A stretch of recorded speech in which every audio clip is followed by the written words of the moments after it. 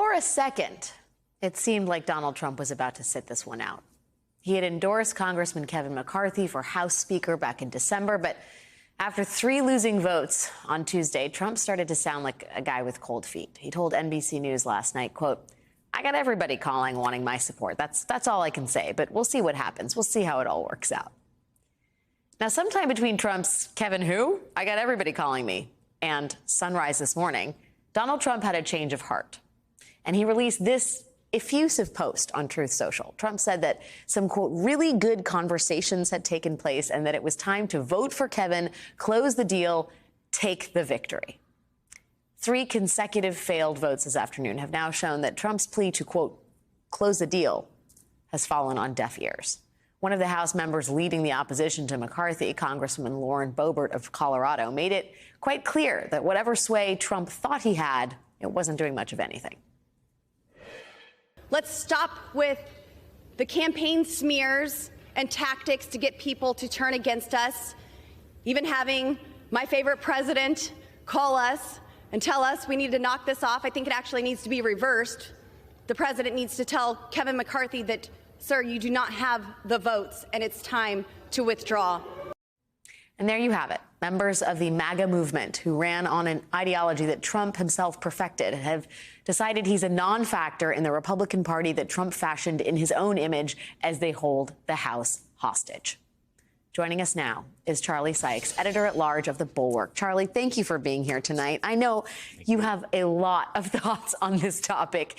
Trump's power within the party. Are we finally seeing something here in terms of the real, honest-to-goodness diminishment of a man who so desperately wants to be king of the GOP?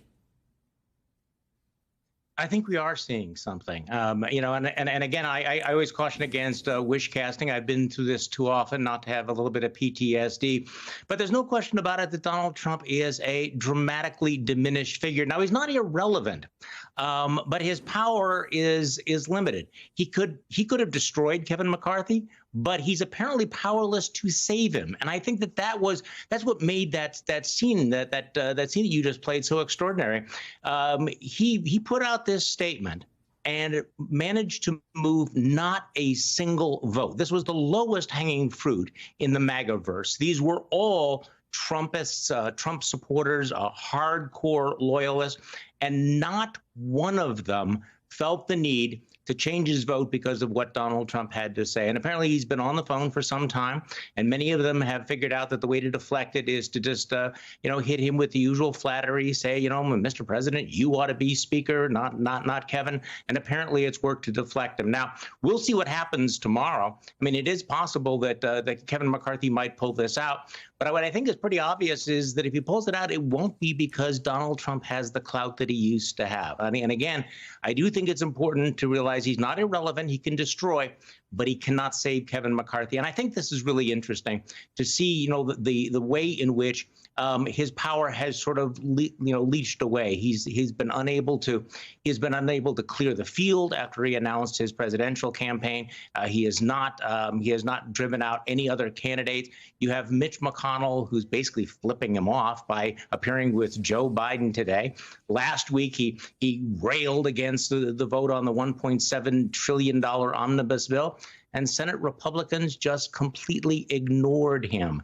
So we're in a new world in which a lot of Republicans think that it is completely safe to ignore him. And to hear Lauren Boebert explain why she was blowing him off on the floor of the House was really quite an inflection point, I thought. Yeah, I'm getting strong old man sitting on his front porch yelling at passersby energy from the Trump's latest missives. But it does bring, there is still the unanswered question of where does the center of gravity in the GOP lie, right? I mean, I think this is worth revisiting. You made a point earlier today. Here's a quick overview of the devolution of the Republican Party. Eric Cantor was defeated in the primary. Paul Ryan flamed out under Trump, and Kevin McCarthy just became the first party leader to lose the floor vote for Speaker in 100 years. These guys were once the party's future. Now they're just footnotes and roadkill. But this also suggests that the problem isn't just Kevin McCarthy and his burn-it-all-down critics. It's systemic. I mean, what are the implications for the broader GOP here? I mean, they have Trump, who's a nihilist. They have the young guns who Right. were supposed to be the, Right. they're all wearing matching white button downs and ready to lead us into a brave conservative future. They're roadkill now. Who's left? I mean, what does it look like to lead this party? Okay, well, I'm really glad you asked me this because, I think it is a fundamental error to think that what you're seeing here is a group of crazies versus the normies, or a group of insurgents who are, waging war against the Republican establishment. There is no Republican establishment. There are no normies. Keep in mind that if Kevin McCarthy becomes Speaker, or somebody else like Kevin McCarthy becomes Speaker, they will be empowering Marjorie Taylor Greene. They will be riding the coattails of dozens of election deniers. They will rely on the vote of people like George Santos. Look, whatever happens here, and I'm not saying that it's irrelevant, but whoever becomes the Speaker is going to preside over the chaos that has been building for years. He or she is going to be the mayor of Crazy Town here. And this House Republican caucus will continue the way it began. I think that as you watch what's happening right now, it may be amusing, it may be entertaining, but it's also going to be dangerous.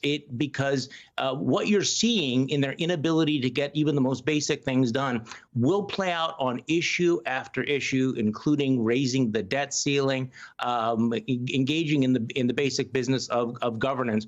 So to your larger point, this is not just about Kevin McCarthy. This is about a party that has been just overwhelmed by the kinds of people who have been enabled and promoted by people like Donald Trump, people who are much more concerned about getting clicks, being able to go on social media, get love from Tucker Carlson, and feed that perpetual outrage machine here. So, and as Kevin McCarthy and whoever else might be Speaker continues to make concession after concession, what they're doing is they are, continuing to empower exactly the kinds of grifters and extremists and crazies that have brought us to this particular moment. So however bad it is right now, it's going to get worse. Oh, a dose of optimism. They know it too, I'll say. Dan Crenshaw said, what about them as more conservative? We have the same effing scores that they do. And he's one of the pro-Kevin guys. Charlie Sykes, editor-at-large of The Bulwark. Yes. Thanks as always. Thanks for your wisdom, Charlie. Thanks for joining us tonight. Thank you.